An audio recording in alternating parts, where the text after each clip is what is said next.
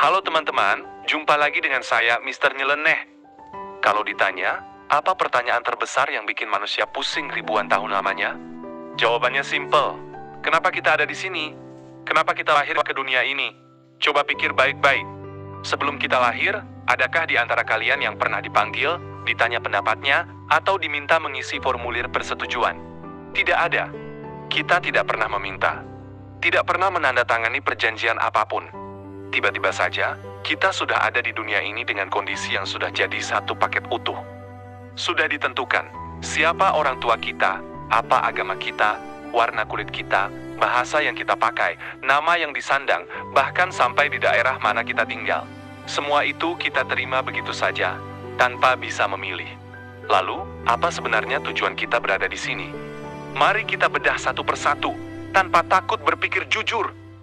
Bagian 2. Berbagai jawaban yang ada. Selama ribuan tahun, manusia berusaha menjawab pertanyaan ini. Muncul beragam versi yang dianut oleh masyarakat di seluruh dunia. Versi agama Islam, kita lahir untuk beribadah dan mengabdi kepada Sang Pencipta. Versi agama Kristen, kita lahir dalam kondisi yang membawa warisan dosa asal, dan hidup ini adalah perjalanan untuk menebusnya serta mendapatkan keselamatan. Versi ajaran Buddha, hidup ini sejatinya adalah penderitaan, dan tujuan kita adalah membebaskan diri dari lingkaran kelahiran dan kematian.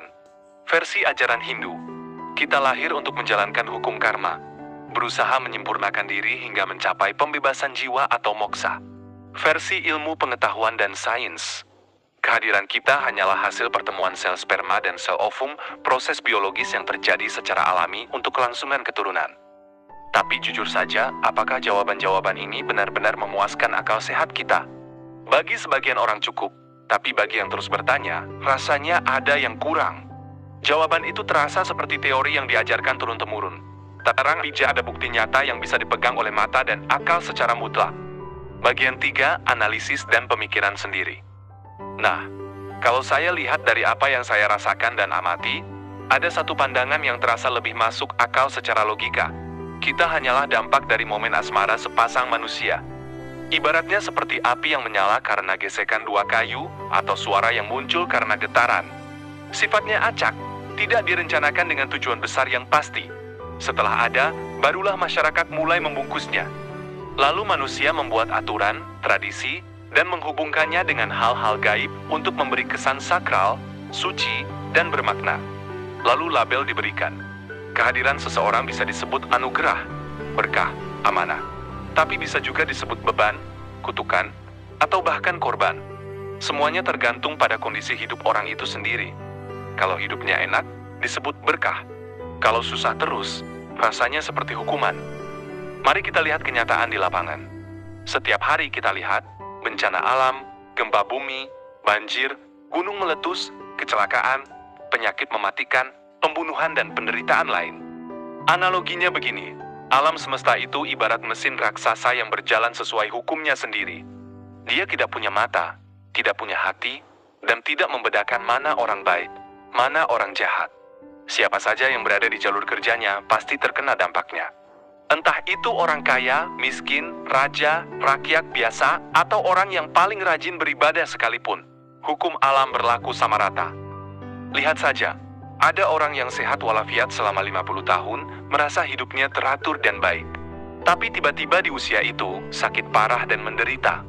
Apa gunanya kesehatan 50 tahun itu kalau akhirnya harus berakhir dengan penderitaan? Dan yang paling mengerikan, tidak ada satupun manusia yang bisa menghindari usia tua, kelemahan, dan kematian. Seberapa dekat pun kita merasa dengan Tuhan, hukum alam ini tetap berjalan tanpa ampun. Bagian 4, tujuan dan kesimpulan. Jadi, apa intinya? Apakah hidup ini tidak ada artinya?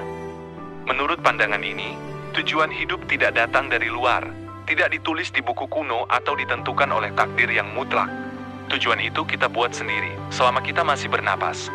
Karena semua penjelasan yang ada sejauh ini tetaplah teori yang belum bisa dibuktikan secara mutlak. Kita datang tanpa meminta.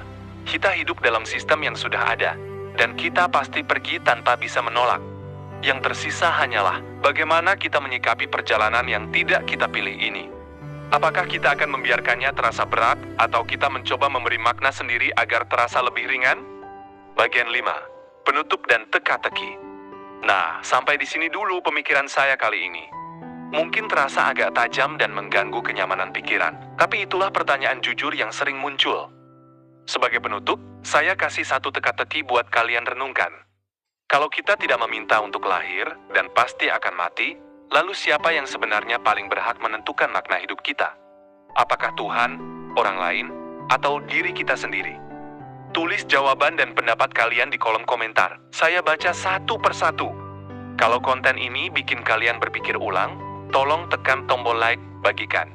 Dan jangan lupa subscribe supaya tidak ketinggalan pemikiran-pemikiran nyeleneh lainnya. Saya Mr. Nyeleneh. Sampai jumpa di pembahasan berikutnya. Sampai jumpa.